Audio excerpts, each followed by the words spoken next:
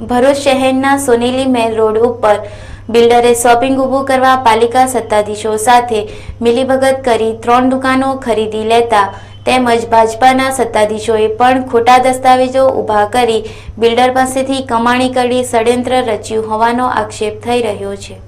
ભરૂચ નગરપાલિકાની સોનેલી મહેલ રોડ ઉપર જગદીશન shopping centre આવેલી છે।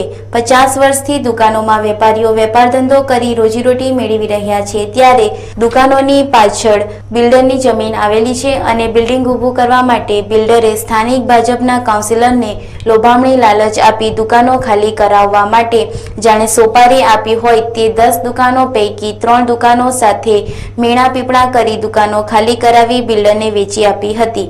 જો કે નગરપાલિકાની મિલકતની જાળવણી કરવાની જવાબદારી ભરૂચ નગરપાલિકાના પ્રમુખ અને ચીફ ઓફિસરની છે, પરંતુ તેઓ આ સમગ્ર પ્રકરણમાં મૌન સેવી રહ્યા છે અને મીડિયાથી દૂર ભાગી રહ્યા હોય તેમ જણાઈ રહ્યું છે। ભરૂચ નગરપાલિકાના સત્તાધીશો દ્વારા કોઈ પણ જાતનો જવાબ અપાઈ નહીં શકતો। નગરપાલિકા દ્વારા રોડ પહોળો કરવાની કામગીરી ચાલી રહી છે તેવું જાણવા મળી રહ્યું છે, ત્યારે 3 દુકાનોને તોડી પાડી રોડ પહોળો કરાય છે, પરંતુ નગરપાલિકાના સત્તાધીશો જણાવી રહ્યા છે કે ભાઈ આજે રજા હોવાથી અમે કશું કહેવા રાજી નથી। ભાજપા વિકાસના નામે વિનાશ સર્જી રહી હોય તેમ વોર્ડ નંબર 8ના ભાજપના જ કાઉન્સિલરે પોતાના લાભ ખાતર સરકારી ઇમારતો વેચી મારવાનું કૌભાંડ આચર્યું હોવાનો આક્ષેપ થઈ રહ્યો છે। અમારા અહીંયા ગાડી પાંચપટ્ટીમાં આવેલું જગદીશન શોપિંગ સેન્ટર છે, જેમાં 3 દુકાનો તોડવાનું કામકાજ ચાલી રહ્યું છે અને એની બાજુમાં મારી દુકાન આવેલી છે તે રાજરાટ છે। એટલે આ બિલ્ડરો જે પાછળની જગ્યામાં શોપિંગ બનાવવાના ધ્યેયથી આ દુકાનો તોડી રહ્યા છે, તો મારી દુકાનને કોઈ પણ જાતનું નુકસાન થઈ શકે એવી સંભાવના છે કે એમાં કોઈ પણ નુકસાન મારું થશે તેની સંપૂર્ણ જવાબદારી બિલ્ડર પર નથી રહેતી। આ દુકાનો અહીંયા ગાડી લગભગ 35-40 વર્ષ સુધી છે। 3 દુકાનો બિલ્ડરો પાછળ શોપિંગ બનાવવા માટે રસ્તો બનાવવાના હેતુથી તોડી રહ્યા છે।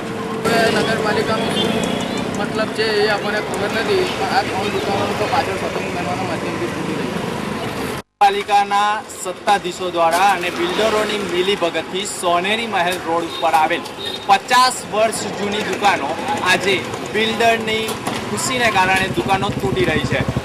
જોઈ રહ્યા છો કે સોનેરી મહેલના રોડ ઉપર આવેલી 12 જેટલી દુકાનમાંથી 3 દુકાનને તોડી પાડવાની કામગીરી ચાલી રહી છે, ત્યારે શું નગરપાલિકાના સત્તાધીશોએ સરકારી દુકાનોને તોડવાની સત્તા હોય છે ખરી? તેમણે શું સામાન્ય સભામાં ઠરાવ કર્યો છે કે સમગ્ર માહિતી મેળવવા માટે નગરપાલિકાની જરૂરિયાત હોય છે, પરંતુ નગરપાલિકાના ભ્રષ્ટાચારીઓના આક્ષેપ સાથે દુકાનોને આજે તોડી પાડવાની કામગીરી ચાલી રહી છે। ત્યારે નગરપાલિકાના સત્તાધીશો જાહેરમાં પુકારી રહ્યા છે કે દુકાનને તોડવા પાછળનું કારણ એ જ છે કે અહીંયા રોડ પહોળો કરવાનો છે। રોડની પહોળાઈ કરવામાં બગીચાની પણ નુકસાન થાય છે, બહાર દુકાન તોડી પાડવામાં આવે છે। 3 જ દુકાન તોડવા પાછળનું કારણ એ છે કે પાછળ મોટું શોપિંગ ઊભું કરવાનું હોવાનું જાણવા મળી રહ્યું છે।